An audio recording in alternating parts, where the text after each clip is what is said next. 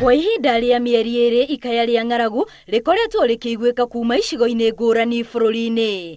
Andũ na mahiũ magĩte gĩa kũrĩa ona maĩ mangĩnyua kumana na wagi wa mbura. Ruhonge rwa riera rwehokaga mbura ĩringe kĩambĩrĩria-inĩ kĩa mweri wa gatatũ, no icigo-inĩ nyingĩ no matatatu ma mbura ĩrĩa ĩtanacoka kuura rĩngĩ.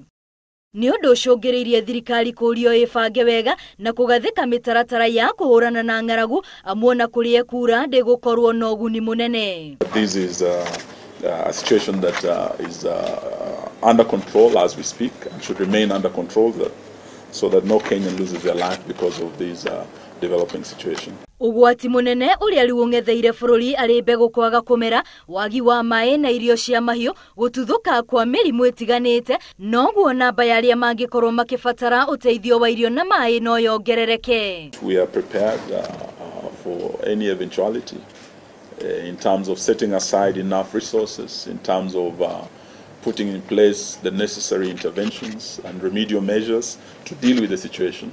Thirikari rĩwĩroria mbunge cia kaunti iteithĩrĩrie kũiga keheri-inĩ kĩgĩna kĩrĩa kĩngĩhũthĩka wona ng'aragu yehĩrĩria, ona gũtuĩka thirikari nene nĩ igĩte keheri-inĩ ciringi birioni 1.8. And we continue urging the county governments, those that have not set up emergency funds, to do so, because the situation as it is serious, and we expect the counties as our first line of defense to be able to deal with this situation.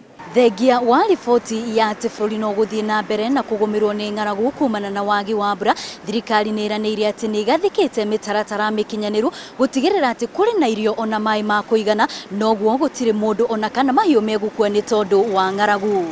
Ngĩribotera Inooro TV, rĩtwa rĩakwa nĩ Wambui wa Macharia.